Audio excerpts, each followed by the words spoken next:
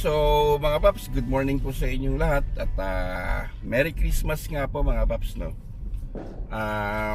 Andito po tayo sa Nia Road ngayon. At gusto ko nga lang pong pasadahan ulit ito para ibahagi sa inyo yung changes na ng Nia Road, no? So later on na-explain ko po yan, no? As we go by. Una mga paps, no? Para magkakaroon pa rin siya ng expansion sa left side. Kasi meron ako nakikitang ginagawa dun sa bandang harapan pa, no? Kita naman po siguro sa camera natin, ayun, no? Meron tiyatapalan dyan ng box culvert, no? Yan. But anyway, sige.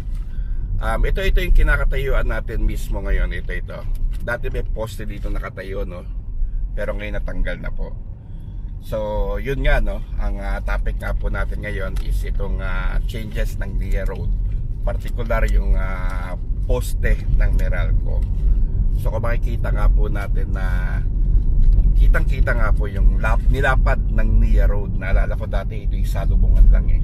Pero ngayon dahil sa pag-acquire ng right of way, sa paggawa ng paraan ng poste ng Meralco, nang sa ganun ay ma-maximize nga po na maigi yung road widening, ay nangyayari na nga mga paps, no? Though hindi pa nga po siya totally tapos. In fact, may mga poste pa na iwan, pero iilan-ilan na lang yan mga paps. Siguro as we go along maaari siguro bilangin din natin, no? Also, meron ding madalas na mag-comment sa atin sa Facebook, yung mga pinagtanggalan daw ng poste ay hindi pa daw na tatapalan, no? So yung iba naman po natapalan na, pero yung iba nga ay hindi pa naman din talaga natatapalan. Pero later on, I'm sure gagawan po yan ng tapal ng ating city government. Isa-isa lang po mga paps, no? One at a time lang po mga paps. Siguro probably by early next year ay matapalan na nga po yung pinagtanggalan ng poste. So ito mga paps, so isa, dalawa, may naiwan pa, no? Yan. But after that, balik luwag na nga po ulit yung kalsada. And syempre, maganda rin to kung magkaroon na siya ng proper lanes, no? Yung marking ng linya, para sa ganun makita nga po natin na mas visible yung lawak niya and safe na rin, no? Ayan, third na yung ikatatlong poste na nga yung mga paps. Going back, yun nga po, no, kung magnalagyan ng linya to, ay tsak na mas gaganda nga po itong Nia Road mga papi. So yun, no, ikatlong poste na nga po yun na naiwan. Ito yung ika-apat sa may Montefaro. Alam nyo ba mga paps, no, kung hindi ako nagkakamali, yung pagtanggal ng poste ay hindi po basta-basta yan. Dahil kinakailangan po yan ng matinding coordination. Siyempre una sa Meralco, sa city government, pati yung mga facility company na nakasabit sa mga poste na Meralco, no? So medyo matagal po talaga yung process niyan para ma-clear talaga siya totally. But first 4, 5, 6, 7, 8, 9. Yan, pang 9 na poste mga paps, no? Sorry kinakat ko yung mga paps dahil binibilang nga po natin yung poste. So yun nga, hindi pa basta-basta ang maglipat ng poste. Yung proyektong po yan ay napakagastos. Kung hindi ako nagkakamali mga 1 milyon o higit. Ang isang poste lang yan mga paps sa paglilipat, no? So ika-10 na yan mga paps, 10 and 11 dun sa may bagong pure gold do sa Nia. Going back, yun nga, milyon po ginagastos dyan per post. Kung maalala ko noon siguro yung may mga poste pa itong Nia Road siguro mga more or less 30 yung poste na ito, no? So isipin na lang po natin yung gastos kung magkano, diba? Yung paglilipat, yung inconvenience na paglilipat ng mga facility company tulad ng mga internet, yan mga telepono, no? So hindi po basta-basta. So tayo nga po yung nagpapasalamat, at least dito nga po sa Nia Road ay unti-unti na nga po natin nakikita, no, na nagki-clear na siya.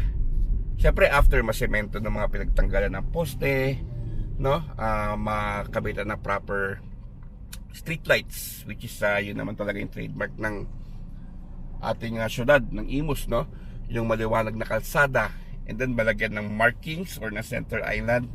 Tsak mga paps, kung ano itsura nung Imus Boulevard ngayon, maaaring ganito na rin maging itsura nitong Nia Road.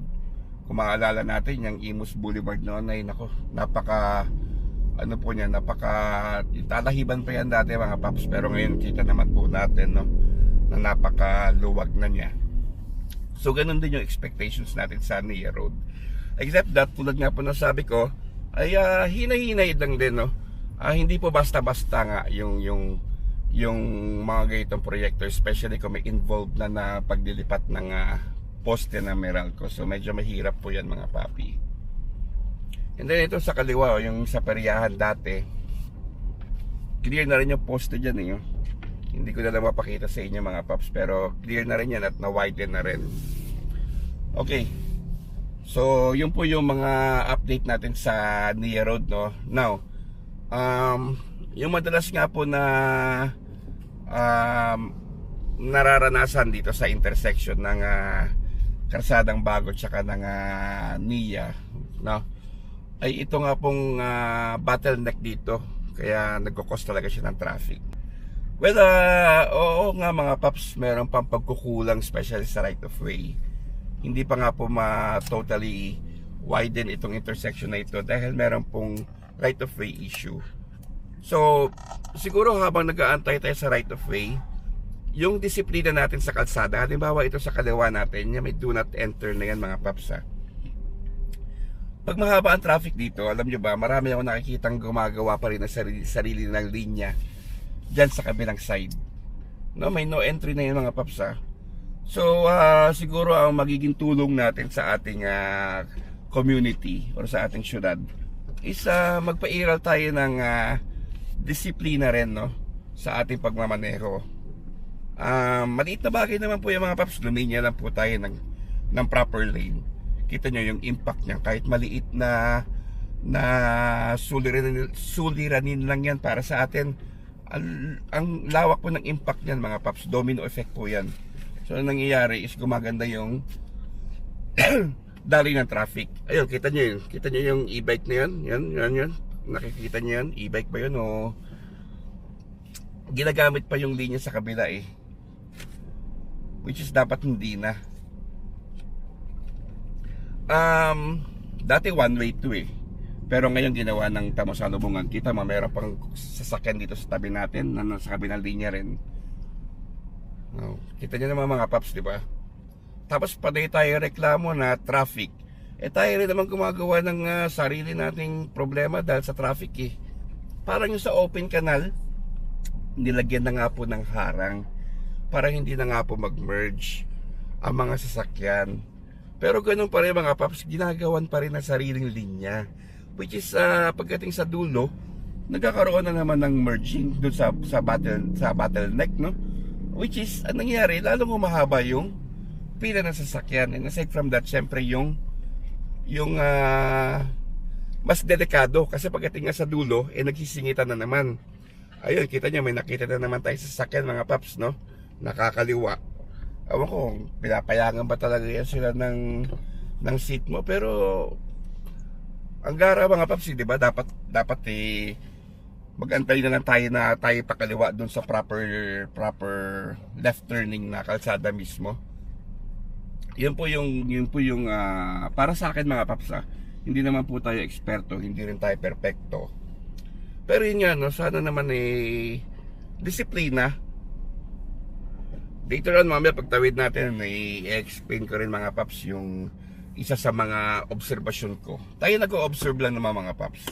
Hindi ko naman sinasabi na i-implement yung ganitong batas, na wala naman tayong kapangyarihan sa mga ganyan. Obserbasyon lang po bilang isang ordinaryong mamamayan kung paano ba tayo makakatulong sa traffic, no?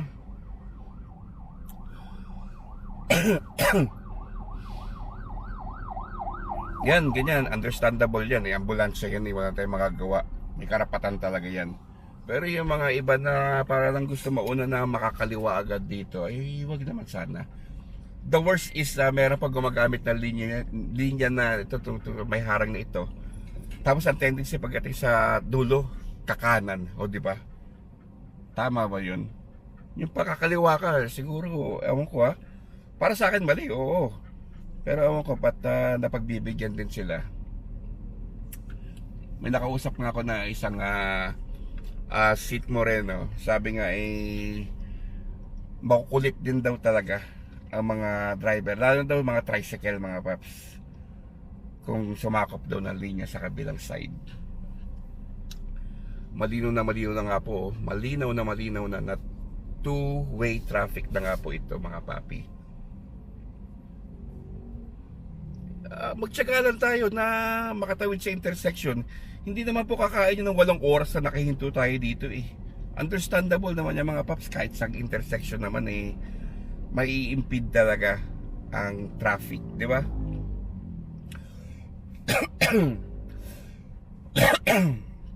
Natural yan, intersection yan, mahihinto ka niya mga 3, 5 minutes 8 minutes, the most siguro. Pero sabi mong 8 oras ka nalugi, hindi naman. Kita mo yan, kumaliwa na yan mga paps. Ganyan dapat ang nag-antay siya, di ba? Nasa proper lane siya, kumaliwa siya dito sa tamang kaliwaan. Huwag na tayo mag-take advantage. Mindset ng Pilipino na naman tayo mga paps, kaya hindi tayo nausad. But anyway, yun nasa harapan natin, yung may bakod na yan, yung chicken wire na yan. Yan po talaga yung right of way talaga nitong intersection ng Karsadang Bago tsaka ng Nia Road, no? So antay lang po tayo hoping na ma-acquire na yan, no? Nang sa ganun ay maidugtog na nga po yan dyan. Tapat na yan yung malaking puno ng mangga. Yan naman po talaga yung plano dyan eh. O kita nyo, tayo inabot lang tayo ng less than 5 minutes, nakatawid na tayo. Kung magreklamo tayo, akala mo isang araw tayo naipit sa traffic. Okay, isa pa. Itong dito naman sa side na ito, kita nyo naman, di ba, 4 lanes na siya. However, doon sa intersection ay nagkakaroon ng traffic, no? Dahil nga po nagbabottleneck. Yung mga patay na linya, yung nasa left side natin, far left, no? Yung katabi na ng mga sea oil, mas maganda siguro lagyan niya ng harang, barrier. Nang sa ganun ay proper lane lang talaga yung dadaan. Hindi na yung pagdating sa dulo na naman, doon sa may puno ng malaking mangga. Isipin mo, from 3, minsan umaabot po na 4 lanes, tapos nagiging 1 lane na lang bigla, diba? Bottleneck. So nagkakaroon na naman ng merging mga paps. Anong effect ng merging? Siyempre lalong bumabagal yung sasakyan at mas delikado pa. Singitan eh. Kung minsan yung distansya ng bawat sasakyan ilang inches na lang babanggaan kung nakalinya na maayos yun, hayaan na natin humaba yung linya sa kabilang side natin sa opposite lane, no? Hayaan mo nang humaba yung linya na yan. Mas safe naman, tsaka mas mabilis kasi hindi nagsisingitan pagdating sa dulo. Ay nako. Well anyway mga pap, yun lang po yung aking sentimiento, no? Kasi ang dami na po nating ganyang naobserbahan. Panay tayong reklamo muna traffic na ganyan-ganyan, na baha, isa pa yan, yung baha. Ilang beses na ako nakakita ng basura dyan sa kantuhan ng Karsadang Bago. Di ba pinapost ko sa FB page natin yon na nagtatapon ng bulto ng basura mga paps, sa bulto, hindi yan balatang candy lang, bulto. Ano ba yun? Tumabingin yung camera natin, sorry. Pagkatapos magreklamo tayong baha, tayo rin naman nagkakalat, di ba? Traffic. Oo, siyempre, aminado naman tayo, may pagkukulang ang seat mo, ang pamahalaan, ang syudad. Pero natanong ba sa sarili natin, may pagkukulang din ba tayo? Oo. Tulungan lang yan mga paps, para nang sa ganun ay umusad tayo. Tandaan po natin, hindi po kaya ng gobyerno lamang po yan. Kailangan po ng tulong natin. Hindi po tayo asa ng asa na lamang mga papi. Anyway, ayun mga paps, pasensya na kayo nagkano pa ako. Naglalabas na naman tayo ng saloobin mga paps, kayo naman. So yun nga, anyway mga paps, maligayang Pasko nga po sa inyo lahat. Recap lang po, no? Pinakita natin yung Nia Road, ay yung mga poste, nabilang natin ang tama yun. And then yung suggestion nga po sa traffic, no, or observation. Ayun lang. Maligayang Pasko sa inyo lahat mga paps. Siguro maglalabas pa tayo ng isa pang vlog within this year, no? Sana at next year po marami po tayong itatalakay ulit na mga proyekto. Hanggang dito na lamang mga paps. Maraming salamat at sana nag-enjoy kayo. Thank you.